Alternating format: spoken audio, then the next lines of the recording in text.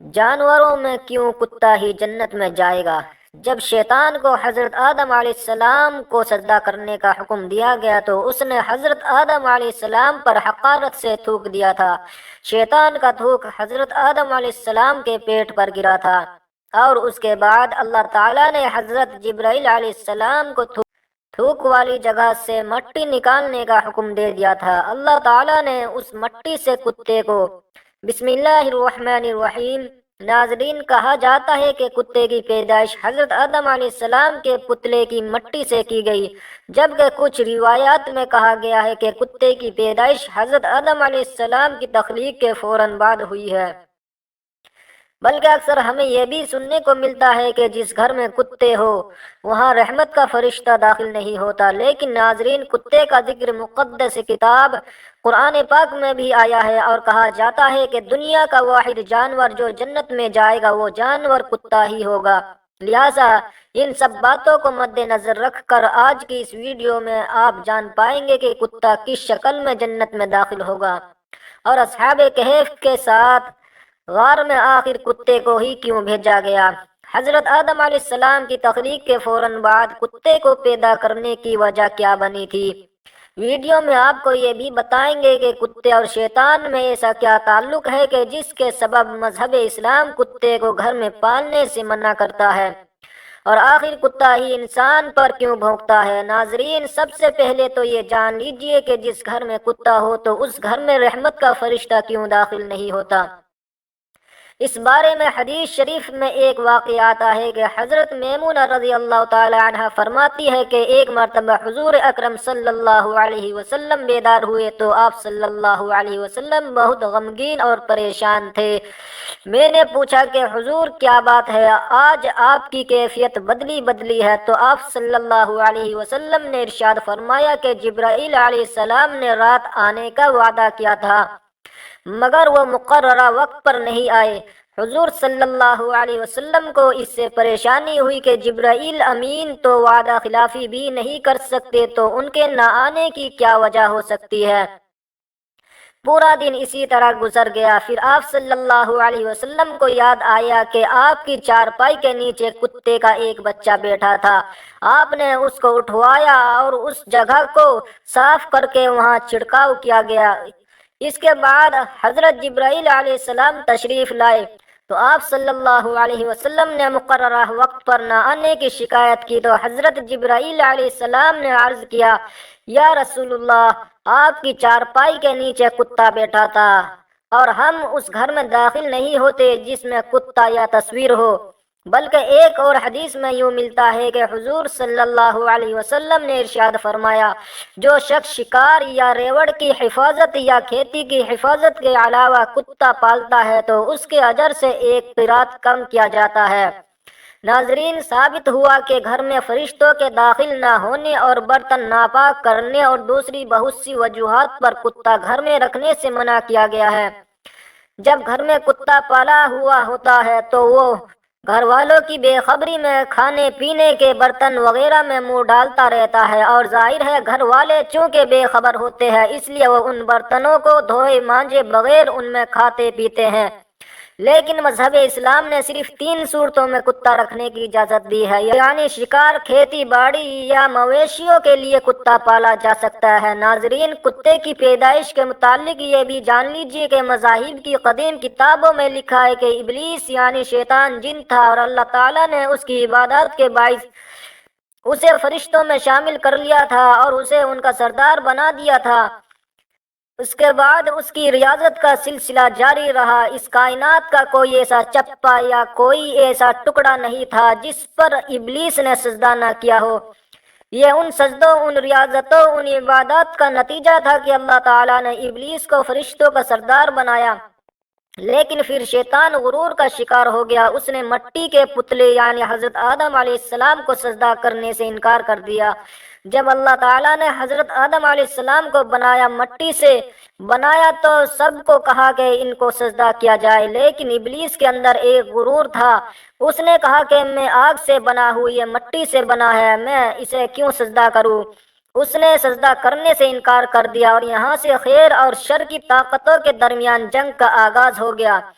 قدیم صحائف میں لکھا ہے کہ جب شیطان کو حضرت آدم علیہ السلام کو سجدہ کرنے کا حکم دیا گیا تو اس نے حضرت آدم علیہ السلام پر حقارت سے تھوک دیا تھا۔ شیطان کا تھوک حضرت آدم علیہ السلام کے پیٹ پر گرا تھا، اور اس کے بعد اللہ تعالیٰ نے حضرت جبرائیل علیہ السلام کو تھوک والی جگہ سے مٹی نکالنے کا حکم دے دیا تھا۔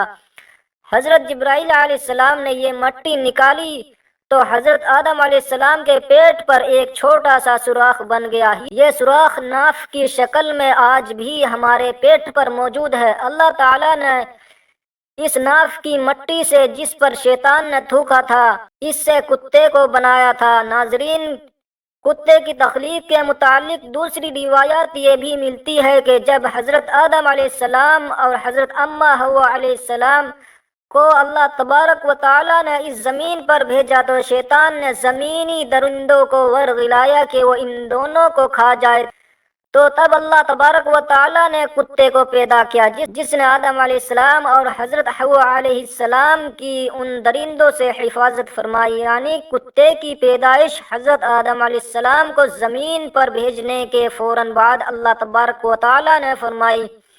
ناظرین، کتے میں 3 خصلتیں ہوتی ہے۔ یہ انسان سے محبت کرتا ہے۔ کتا انسان سے محبت کیوں کرتا ہے وہ بھی اس ویڈیو میں ہم آپ کو بتاتے ہیں، کیونکہ انسان بھی مٹی سے بنا ہوا ہے، ایک پتلا ہے، اور کتا بھی مٹی سے بنا ہے، اس لیے کتا انسان سے محبت کرتا ہے۔ کتے کے بارے میں اگر آپ کو یہ بتایا جائے کہ یہ رات کو کیوں جاگتا ہے، اس کی وجہ یہ ہے کہ مٹی کو حضرت جبرائیل علیہ السلام کے ہاتھ لگے تھے۔ اور ہاں، کتا انسان پر بھونکتا ہے کہ انسان پر کیوں بھونکتا ہے، اس کی وجہ یہ ہے کہ اس کی مٹی میں شیطان کا تھوک شامل ہے، اور کتا دنیا کی واحد مخلوق ہے جو شیطان کو دیکھ سکتی ہے۔ شاید یہی وجہ ہے کہ رات کے اندھیرے میں کب شیطانوں کے قافلے آسمانوں سے اترتے ہیں تو کتے اوپر دیکھ کر ایک خوفناک آواز نکالتے ہیں۔ ناظرین، غیر مسلم اقوام خاص کر یورپ میں تو اب کتے کو گھر کا ایک فرد سمجھا جاتا ہے۔ جن خواتین نے یہاں کتے پالے ہوتے ہیں تو وہ کہتی ہیں کہ اگر تمہیں مجھ سے محبت ہے تو میرے کتے سے بھی محبت کرنا ہوگی، یہاں تک کہ یورپ میں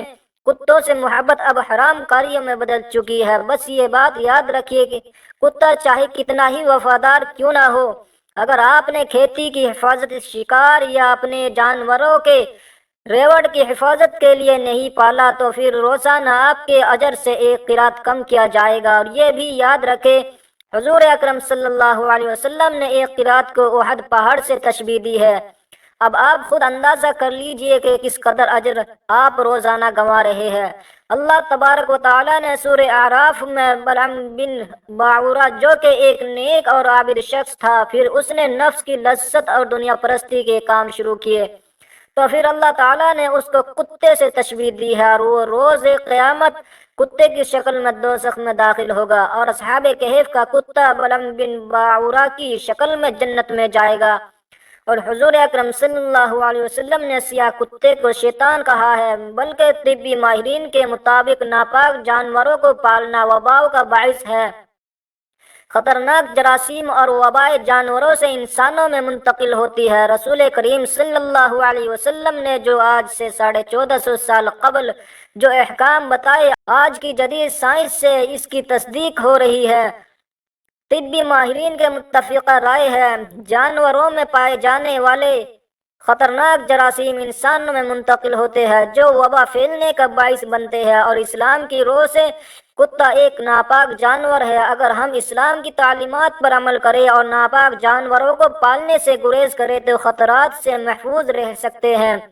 افسوسناک بات یہ ہے کہ آج کتوں، بلیوں اور دوسرے نجیس جانوروں کو پالنے کا فیشن بن چکا ہے، بلکہ پالتو جانوروں کو اسٹیٹس سمبل سمجھا جاتا ہے۔ ناظرین، اسلام نے مسلمانوں کو حکم دیا ہے کہ جس برتن میں کتا منہ ڈال دے اسے پاک کرنے کے لیے 7 مرتبہ دھویا جائے۔ ایک روایت میں 8ویں بار مٹی سے پاک کرنے کے الفاظ بھی ملتے ہیں۔ آج کی سائنس بتاتی ہے کہ کتے میں انتہائی خطرناک جراثیم پائے جاتے ہیں جو برتن کو بار بار دھونے سے ہی ختم ہو سکتے ہیں۔ اب اندازہ لگائیے، اسلام نے یہی بات آج سے 1450 سال قبل پہلے بتا دی، جب سائنس کا وجود تک نہ تھا۔ ہمیں سمجھ جانا چاہیے کہ اللہ کے پیارے نبی صلی اللہ علیہ وسلم نے جو احکام ہمیں دیے انسانیت کی فلاح سے مان لینے میں ہے، اس کے مقابلے میں عقل کے گھوڑے دوڑا کر دلائل دینے سے گریز کرنا چاہیے۔ ایک انگریز ڈاکٹر نے اس پانی کی جس میں کتے نے منہ ڈالا تھا خوردبین کے ذریعے تحقیق کی تو اسے پتا چلا کہ اس پانی میں کتے کے لعاب کے جو جراثیم آ جاتے ہیں وہ مٹی کے سوا کسی اور چیز سے نہیں مرتے، کیونکہ مٹی میں نوشادر وافر مقدار میں ہوتا ہے جو اور کسی چیز میں نہیں ہوتا، اور یہ کتے کے لعاب میں پائے جانے والے تمام جراثیموں کو ختم کرنے کے لیے کافی ہوتا ہے۔ اسی لیے نبی اکرم صلی اللہ علیہ وسلم نے مٹی کا نام لیا تاکہ بازاروں میں نوشادر تلاش نہ کرنا پڑے۔ اسی طرح ایک فرانسیسی ڈاکٹر اور اس کی ڈاکٹر بیٹی مصر میں مقیم تھے۔ جب باپ نے یہ حدیث پڑھی تو فوری طور پر کتے کے سامنے برتن میں پانی رکھ دیا۔ جب وہ اس کو پی چکا تو انہوں نے خوردبین سے دیکھا کہ اس میں جراثیم موجود تھے۔ پانی گرا کر کئی بار دھویا گیا مگر ہر بار جراثیم برتن میں موجود تھے۔ جب مٹی سے مانجھا گیا اور پھر دھو کر خوردبین میں چیک کیا تو جراثیم نہ صرف بالکل ختم ہو گئے تھے بلکہ برتن بھی کلی طور پر پاک و صاف ہو گیا تھا۔ اس پر دونوں باپ بیٹی مسلمان ہو گئے۔ ناظرین، قرآن پاک میں اصحاب کہف کا تذکرہ ملتا ہے۔ جہاں ان کے کتے کا ذکر آیا ہے وہاں امام قرطبی نے لکھا ہے کہ اس شریعت میں کتے پالنے کی اجازت ہوگی، اس لیے انہوں نے کتا ساتھ لیا ہوگا، یا کسی کی بکریوں کی حفاظت کے لیے تھا۔ اور فروعی احکام میں ایسا ہوتا رہتا ہے کہ مختلف شریعتوں میں فروعی احکام مختلف دیے گئے۔ بہرحال اصحاب کہف کے واقعے سے کتے کو پالنے کے جواز پر استدلال کرنا درست نہ ہوگا۔ اسی طرح مفسرین کرام نے جہاں اصحاب کہف کا ذکر کیا ہے تو وہاں اس بات کی بھی وضاحت فرمائی ہے کہ اصحاب کہف کا کتا صلح کے ساتھ رہا۔ اس کی برکت سے اللہ پاک نے قرآن مجید میں اس کا ذکر فرما دیا۔ یہ اس کتے کی جزوی فضیلت تھی۔ اصحاب کہف کے کتے سے متعلقاً کتے کی فضیلت پر استدلال کرنا درست نہیں۔ ناظرین، یہاں قابل غور بات یہ ہے کہ اللہ تعالیٰ اور اس کے رسول کریم صلی اللہ علیہ وسلم نے انسانوں کے لیے جو احکام بنائے ہیں وہ ہر لحاظ سے انسانوں کے لیے مفید ہے۔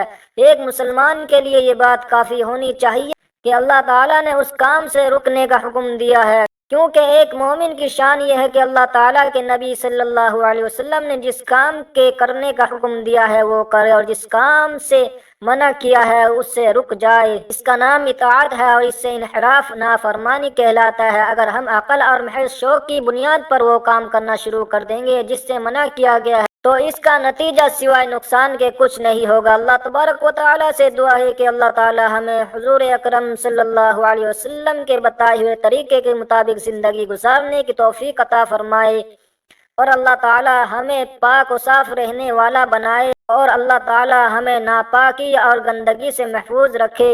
آمین یا رب العالمین۔ ناظرین، کمنٹ باکس میں سبحان اللہ ضرور ٹائپ کرے۔ اللہ حافظ۔